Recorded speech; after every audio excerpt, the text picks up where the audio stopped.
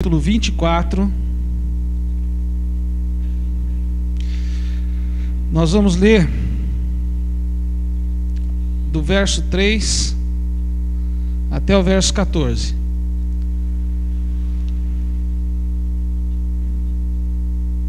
Mateus 24, de 3 a 14.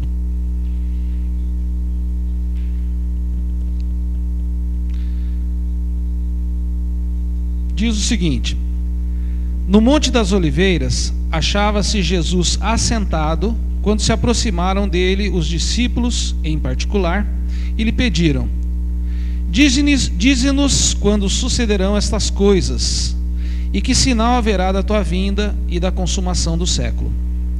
E ele lhes respondeu: vede que ninguém vos engane, porque virão muitos em meu nome, dizendo: eu sou o Cristo, e enganarão a muitos. E certamente ouvireis falar de guerras e rumores de guerras. Vede, não vos assusteis, porque é necessário assim acontecer, mas ainda não é o fim. Porquanto se levantará nação contra nação, reino contra reino, e haverá fomes e terremotos em vários lugares. Porém, tudo isto é o princípio das dores. Então sereis atribulados e vos matarão. Sereis odiados de todas as nações por causa do meu nome. Nesse tempo, muitos hão de escandalizar, trair e odiar uns aos outros. Levantar-se-ão muitos falsos profetas e enganarão a muitos. E por se multiplicar a iniquidade, o amor se esfriará de quase todos. Aquele, porém, que perseverar até o fim, esse será salvo. E será pregado este evangelho do reino por todo o mundo, para testemunho a todas as nações. Então virá o fim. Amém? Senhor nosso Deus, nós queremos te agradecer pela oportunidade de estarmos aqui hoje, Senhor, reunidos enquanto igreja. Queremos te pedir, Senhor, que fale aos nossos corações através da palavra, que esteja, Senhor, tocando nas nossas mentes, e que nós possamos, Senhor, sair daqui realmente cheios do teu conhecimento, Senhor, cheios do teu Espírito. Em nome de Jesus, nós nos entregamos em tuas mãos. Amém. Quando nós lemos esse texto, a primeira impressão que dá é que nós vamos falar do fim do mundo, né? E quando a gente fala de fim de mundo ou fala de Apocalipse, sempre há um grande interesse por um lado e por outro um certo temor, né? Tem gente que sempre se converte logo em seguida que a gente fala do Apocalipse, né? Cabeças serão cortadas, né? A batalha do Armagedon, né? Os cavalos de fogo. Aí o cara sai e se converte na hora, né? Eu pelo menos tenho um sobrinho que sempre que tinha uma pregação assim, ele se convertia. Ele deve ter se convertido umas 10 vezes na vida dele, né? E as pessoas falam: vai falar sobre... Não fala sobre o Apocalipse, né? Não fala sobre o fim do mundo, que eu não quero ouvir. Eu não quero chegar em casa ir para casa com medo, né? De que você está andando aqui no caminho, aqui para sua casa, e de repente o Filho do Homem vem assim, né? Com uma carruagem de fogo e te pega no meio do caminho. Mas, na verdade, o que está no meu coração sobre esse texto não é falar sobre o fim do mundo, mas falar sobre o que está acontecendo hoje aqui. Porque nós vimos que esse texto, ele foi escrito, né? Jesus falou isso há milhares de anos atrás. Nação contra nação, reino contra reino, muitos vão trair, né? E a iniquidade aumentando até a ponto do amor quase se esfriar. E eu digo isso porque essa semana ocorreu um fato, né? Semana passada ocorreu um fato aqui no Brasil que foi muito chocante, que foi aquele crime que ocorreu lá em São Paulo com aquele casal, né? Que a esposa matou o marido e depois fez tudo aquilo lá. E eu pensando naquilo, eu fiquei pensando na frieza, né? Onde nós estamos chegando enquanto seres humanos, né? Porque, sei lá, a gente até pode considerar que num momento ali de calor humano, uma discussão talvez, né? Alguém puxou uma arma e deu um tiro no outro, isso é uma coisa, né? Não é aceitável, mas isso pode acontecer. Agora, deve você esperar, né, um tempo, guardar o corpo, depois ir lá, picar, aí juntar os pedaços, sair, né, deixar babar no lugar certo. Quer dizer, foi tudo armado, né? Tudo certo. E aí você fica pensando assim: puxa vida, aquilo foi feito com uma pessoa que supostamente tinha uma relação de amor, né? Porque do relacionamento deles surgiu um filho, né? Tinham filhos, tinham família, etc e tal.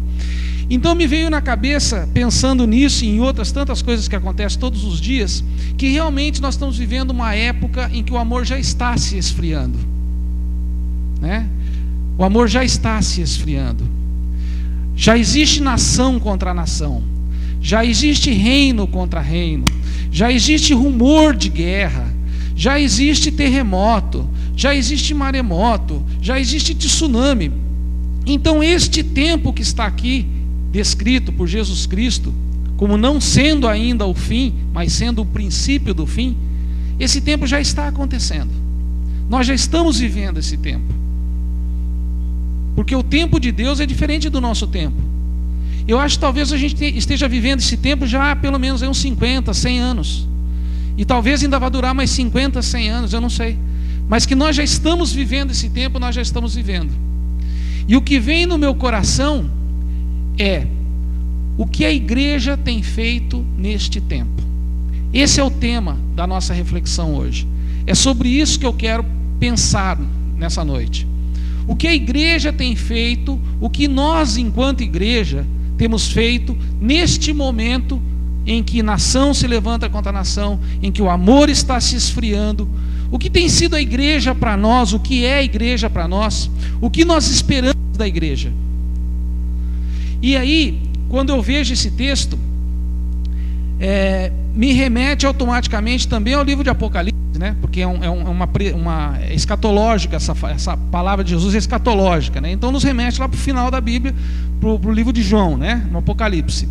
Então lá em Apocalipse 3,15, quando João tem a visão da carta escrita, né? Que foi revelado da carta que foi dada à igreja de Laodiceia, né? Porque eram 7 igrejas, né? E dentro dessas igrejas tinha a igreja de Laodiceia. Então a visão de João, né? No meio da carta de Laodiceia, Deus diz assim para a igreja de Laodiceia: eu conheço as tuas obras. Eu conheço, Deus falando para a igreja de Laodiceia, eu conheço as tuas obras, e eu sei que você não é nem quente e nem frio. Melhor seria se você fosse quente ou se você fosse frio, mas porque você é morno, eu vou te vomitar da minha boca. É uma palavra pesada, né? Melhor seria que você fosse quente ou frio.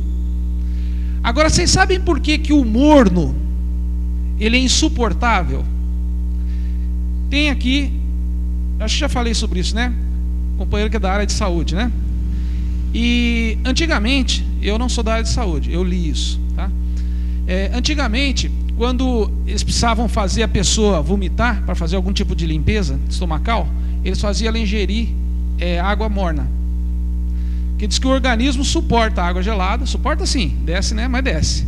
A quente também, mas a morna não, bateu, volta. Então era disso que Jesus estava dizendo, que Deus estava dizendo para a igreja de Laodiceia. Se você fosse quente ou se você fosse frio, você ia me incomodar, mas eu não ia chegar, não ia me causar náusea. Mas como você é morno, eu não suporto morno. E essa palavra é uma palavra que tem me acompanhado. Por quê? Porque eu me considero igreja de Jesus Cristo. Porque a igreja, quando nós falamos de igreja, automaticamente nós pensamos no coletivo. Mas antes de nós chegarmos no coletivo, nós temos que chegar no individual. Porque cada um de nós formamos a igreja de Jesus Cristo. Não foi isso que foi falado aqui agora há pouco sobre a batucada? Vocês vejam que coisa interessante. Eu não tinha conversado com ninguém aqui, mas a palavra que veio sobre a batucada, qual foi? Cada um faz alguma coisa e no final a gente chega, né? Não foi isso que você falou? Cada um faz uma coisa diferente, né? E no final a gente chega numa coisa batuta lá, uma coisa legal, né? Um ritmo bacana. A igreja é a mesma coisa. Cada um de nós aqui dentro fazemos parte da igreja. A igreja somos cada um de nós individualmente, que formamos aí um todo. Então nós somos a igreja de Jesus Cristo no planeta Terra. Quando nós buscamos uma igreja para a gente frequentar, uma comunidade, seja lá como vocês quiserem dar esse nome, o que a gente busca na verdade é encontrar um bom ambiente, não é isso? Um bom ambiente para as nossas famílias, para os nossos filhos, quem tem filho, né?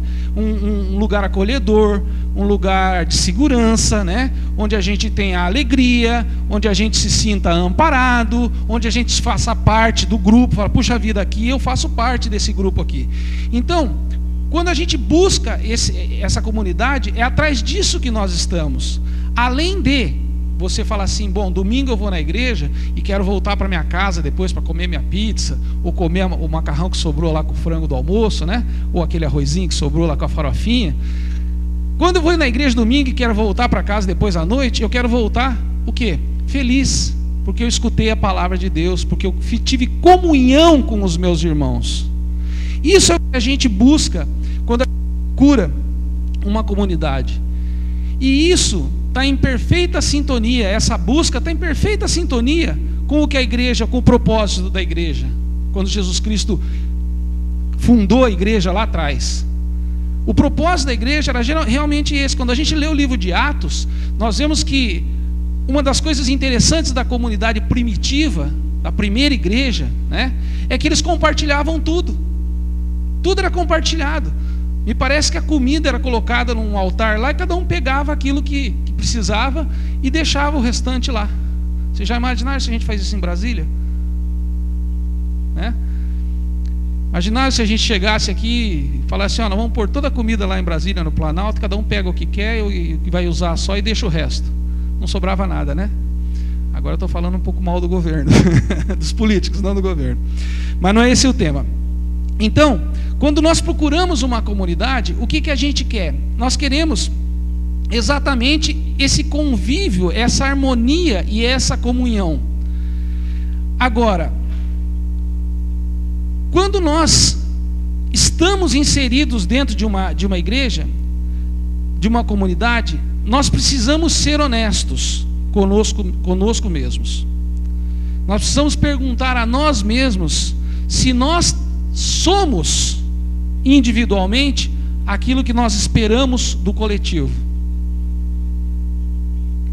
Eu busco uma comunidade que seja alegre, mas eu sou uma pessoa alegre? Eu busco uma comunidade que me dê segurança, mas eu dou segurança para os outros? Eu passo segurança para os outros? Eu busco uma comunidade onde eu possa deixar os meus filhos, onde os meus filhos possam crescer, né? Até pouco o Baguinha falou aí sobre a vontade que dá é fechar a porta e deixá-los guardados aqui dentro, né? Mas eu sou, dentro da comunidade, alguém que acolhe o filho do meu irmão e dou para ele proteção e ajuda a cuidar. Eu sou isso. Então, quando nós cobramos alguma coisa, e eu estou dizendo isso não em sentido ruim, mas quando nós esperamos alguma coisa do grupo ao qual nós nos inserimos, da igreja, nós temos que antes perguntar se eu estou dando para o grupo aquilo que eu estou cobrando dele. E é uma coisa que geralmente nós não fazemos. Até porque eu penso que no dia do juízo, quando nós subirmos lá perante Deus, a igreja não vai ser julgada pelo coletivo, ela vai ser julgada pelo individual. Eu creio que se Jesus Cristo chegasse aqui agora e nós fôssemos todos arrebatados, todos nós, sem exceção aqui, Deus não iria arrebatar a comunidade refúgio. Deus não ia chegar e falar assim, escuta, essa comunidade evangelizou, deixou de evangelizar. Não, ele ia pegar um por um, a começar de mim, a perguntar assim, Mário César, você fez a tua parte? Você, igreja refúgio? Eu agora não mais Mário César, eu enquanto membro dessa comunidade, você fez a tua parte? Você esperava que a igreja te acolhesse, você acolheu? Você deu a mão, você esperava amor, você deu amor? Então eu penso que quando nós chegarmos no céu, a igreja não será julgada, a igreja de Cristo não será julgada, não será submetida pelo coletivo, mas pelo individual. Cada um de nós vai ter que dar conta do todo. Essa é uma parte bastante complicada. Mas a igreja é muito mais do que um lugar bacana, de pessoas bacanas, um lugar de segurança, um lugar de comunhão. E eu queria falar dos 3 propósitos da igreja. Não é um sermão presbiteriano de 3 pontos, mas tem 3 propósitos. É uma coincidência isso. Eu quero falar dos 3 propósitos da igreja de Jesus Cristo para hoje aqui. O primeiro propósito da igreja de Jesus Cristo é a adoração. A igreja foi instituída para ser adoradora. E isso está lá no livro do Evangelho de João, no capítulo 4, no verso 23. Quando Jesus Cristo encontra aquela mulher samaritana, vocês lembram dessa passagem? Jesus Cristo foge da Judeia, porque Jesus Cristo, ele não gostava muito de que ficassem endeusando ele, né? Esse é o mestre, o enviado e tal. Então, quando ele começou a ter esse problema na Judeia, que ele começou a fazer os milagres dele, ele saiu, porque o povo andava atrás dele. Ele falou: vou sair daqui, e vai num determinado lugar, em Samaria, né?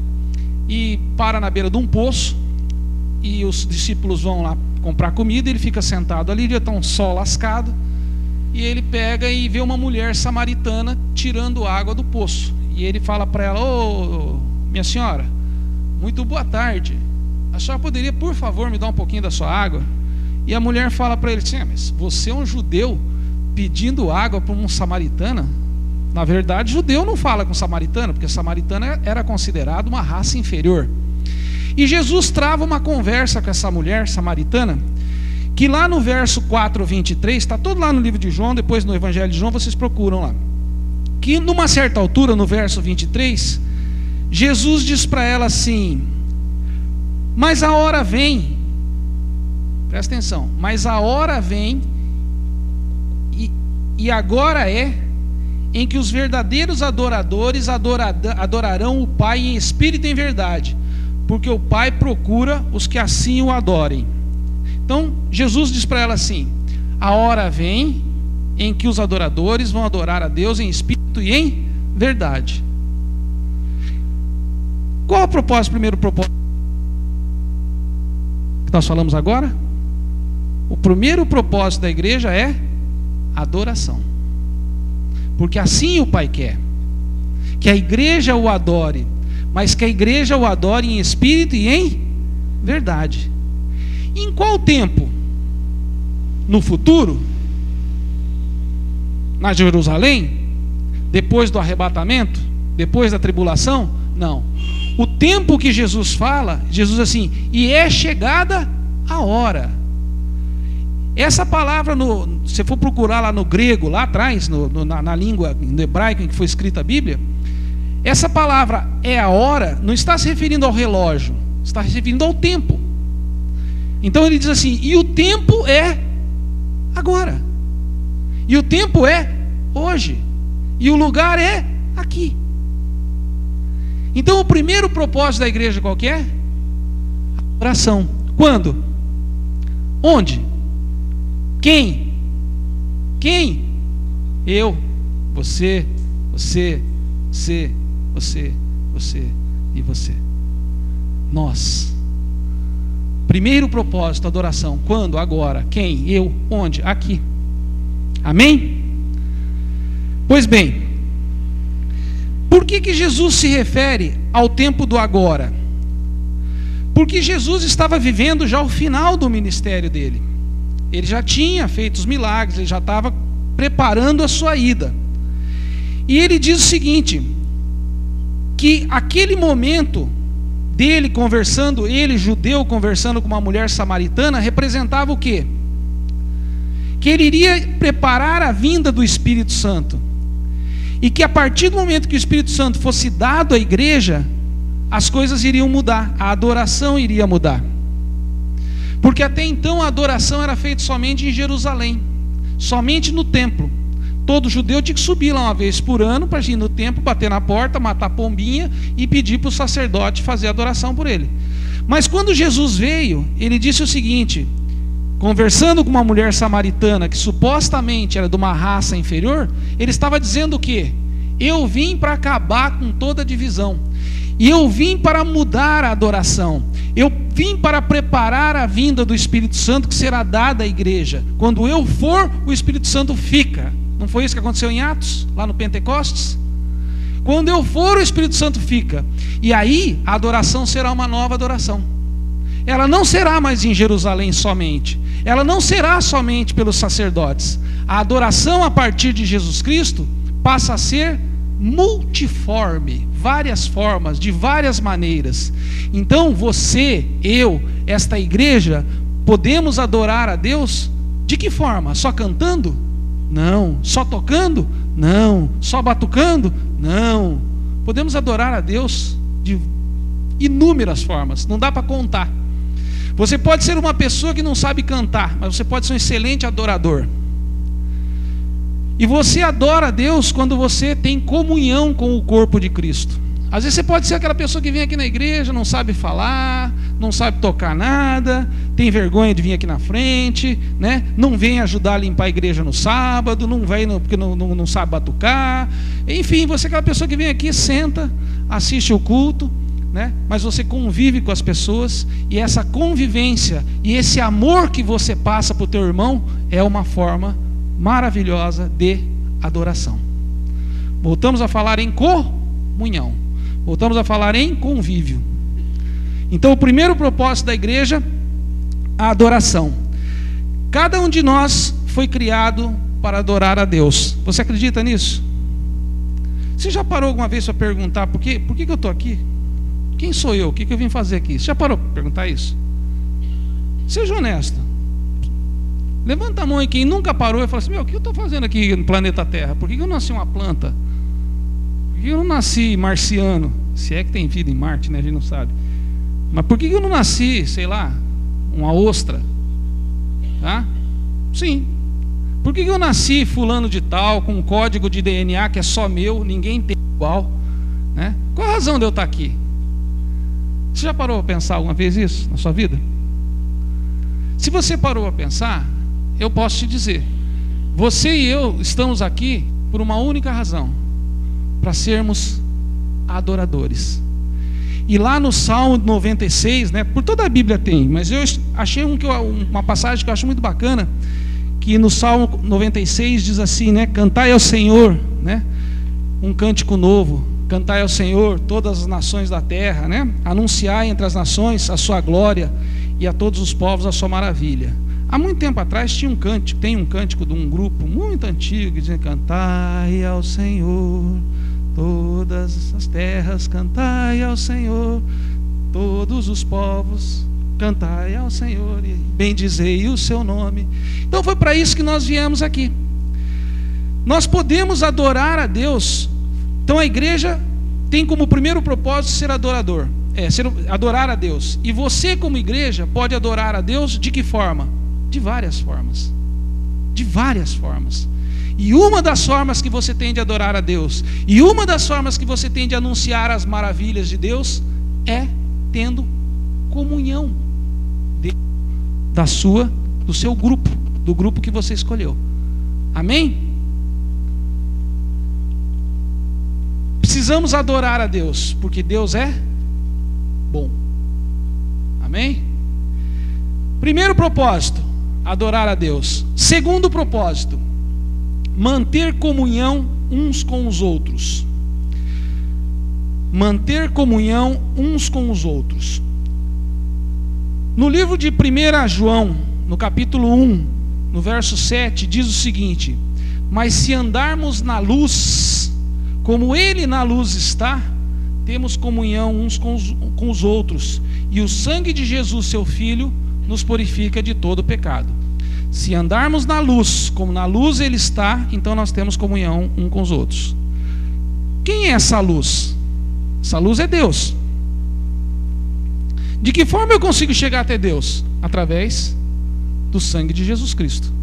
Jesus Cristo já veio, o Espírito de Jesus Cristo já foi, está aguardando o retorno, pelo menos essa é a nossa fé, e o Espírito Santo já foi deixado aqui. Então agora cabe a nós nos apropriarmos desse sacrifício de Jesus para andarmos na luz. Porque o dia que nós estivermos na luz, nós teremos comunhão uns com os outros. Essa é uma coisa que muitas vezes a maior parte dos cristãos não entende. Que a vida espiritual nossa, ela tem duas dimensões. Ela tem uma dimensão vertical e uma dimensão horizontal. Que eu não posso estar bem com Deus se eu estou mal com meu irmão.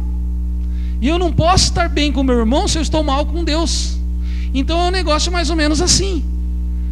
Eu só consigo uma vida espiritual sadia, eu só consigo uma vida espiritual plena quando eu estou bem, com a luz, quando eu estou andando na luz, porque ao andar na luz, eu automaticamente tenho comunhão com o meu irmão.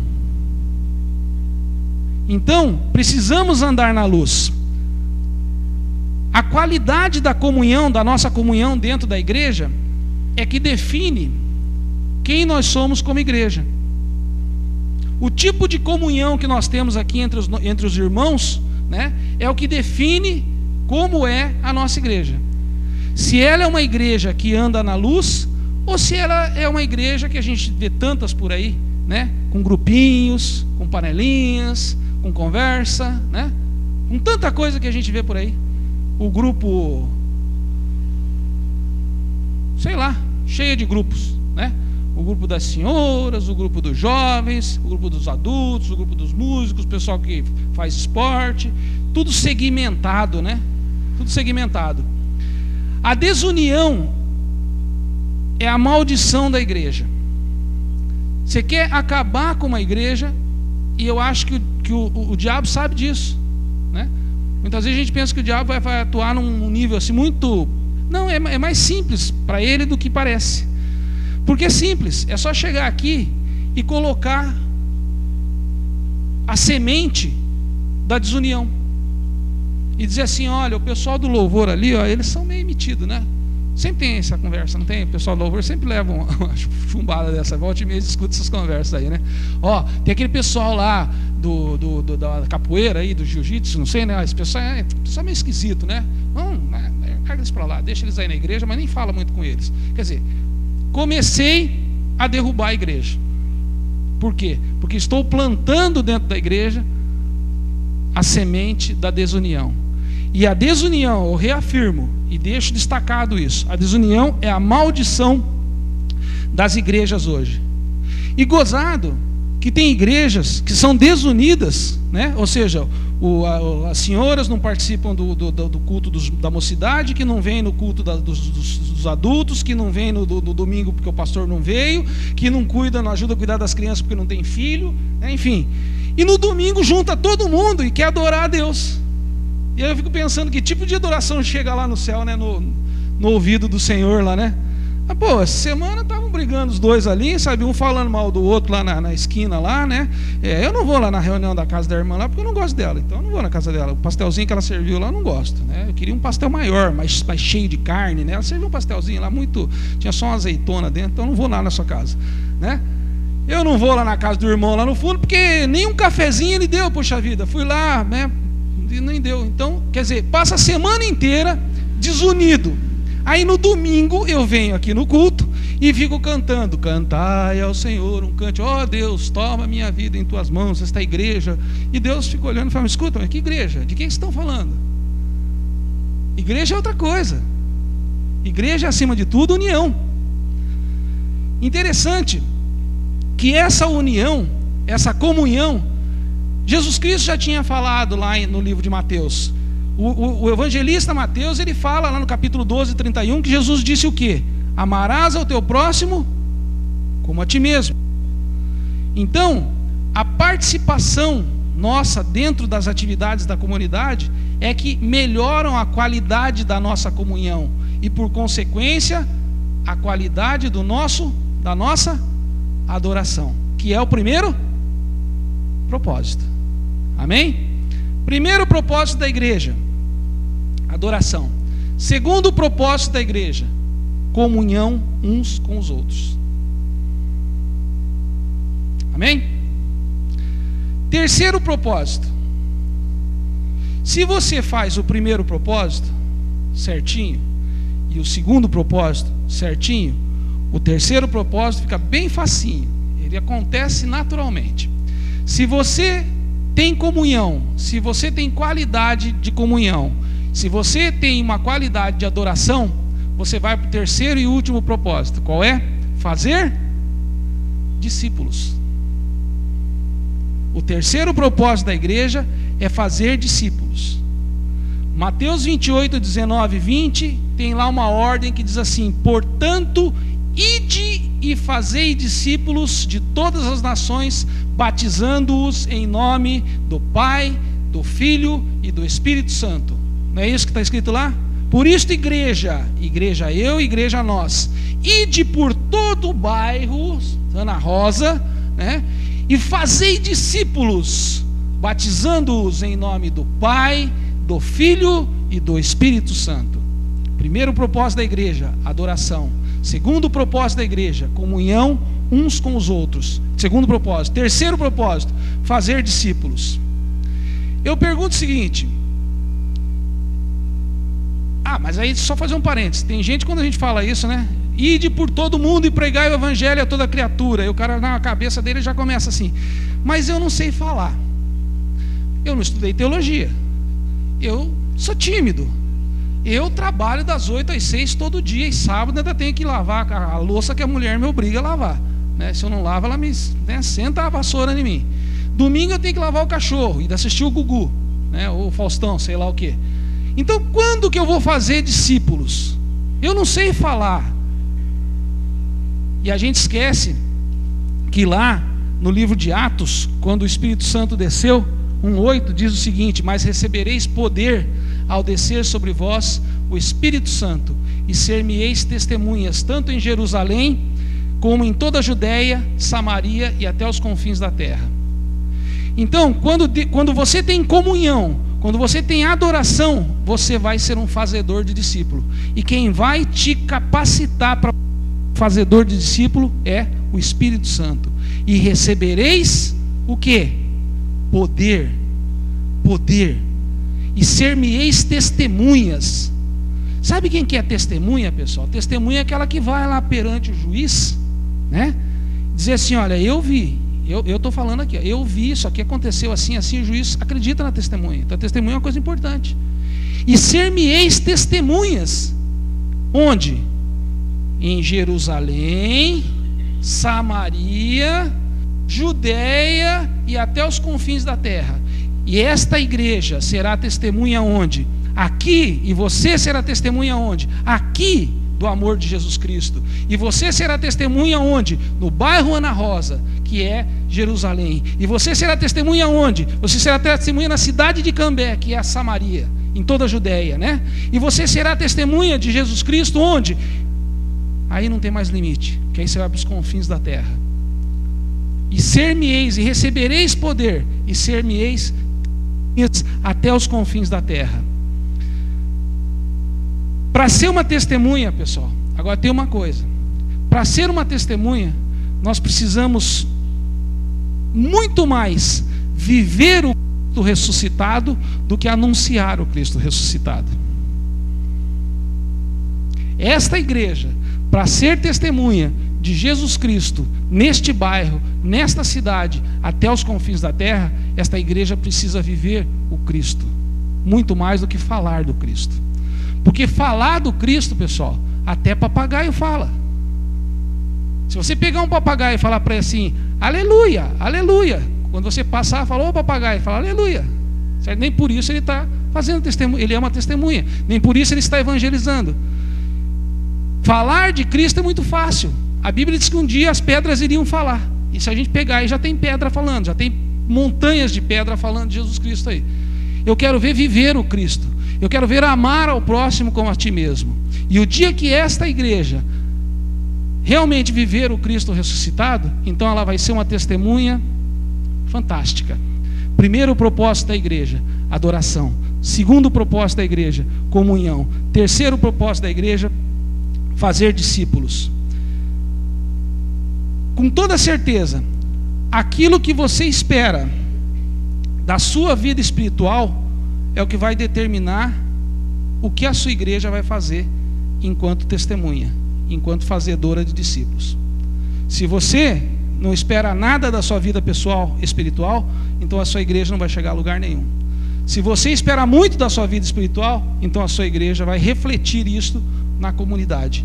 Amém? Houve um presidente americano, talvez um dos mais famosos, chamado John Kennedy, que no momento em que ele assumiu a presidência dos Estados Unidos, havia uma situação muito perigosa no mundo, que era o perigo da guerra nuclear, né, a Guerra Fria, com a União Soviética na época, um país que já não existe mais. E num certo momento de crise, em que talvez tenha sido depois do fim da Segunda Guerra Mundial, o momento mais perto que o mundo esteve de se acabar, né, que foi mais ou menos aí no ano de 1961, quando os mísseis nucleares foram ligados, né, e eles só não foram disparados porque no último minuto antes dos disparos, um presidente pegou o telefone e ligou para o outro, né? E depois disso eles estabeleceram um telefone que é chamado a linha vermelha. Então, quando há algum tipo de problema mais sério, ou o presidente hoje da Rússia, ou o presidente dos Estados Unidos pega o telefone e fala direto com outro presidente. Chegaram a ligar os mísseis, chegaram a abrir os silos, chegaram a ligar os motores, e faltava só o cara apertar um botão. Ele ia apertar um botão aqui nos Estados Unidos e o outro ia apertar um botão lá na Rússia. Os mísseis iam sair, iam se cruzar no ar, iam varrer os dois países do mapa. Nesse dia, quando a crise começou e eles estavam à beira da guerra, esse presidente faz um discurso, John Kennedy, e ele vai em rede nacional e diz para os americanos assim: não pergunte o que o seu país pode fazer por você, mas pergunte o que você pode fazer pelo seu país. E eu vou encerrar agora dizendo para você o seguinte, te desafiando: não pergunte o que a sua igreja pode fazer por você, pergunte o que você pode fazer pela sua igreja. Não espere que a sua igreja faça nada por você. Tome a iniciativa e faça você antes pela sua igreja. Não se esqueça que uma verdadeira igreja, ela tem que ser uma igreja adoradora, e que você pode adorar de várias formas, inclusive tocando tambor. Ela tem que ser uma igreja em que os irmãos têm comunhão, e a comunhão tem a ver com o convívio, a comunhão tem a ver com o envolvimento, eu estar envolvido com você e você estar envolvido comigo. E o dia que nós chegarmos nessa dimensão, então nós iremos fazer discípulos aqui, ali e acolá. Amém? Que Deus nos abençoe, que Deus nos guarde e que Deus nos dê essa visão de realmente sermos uma igreja que prega o Cristo ressuscitado.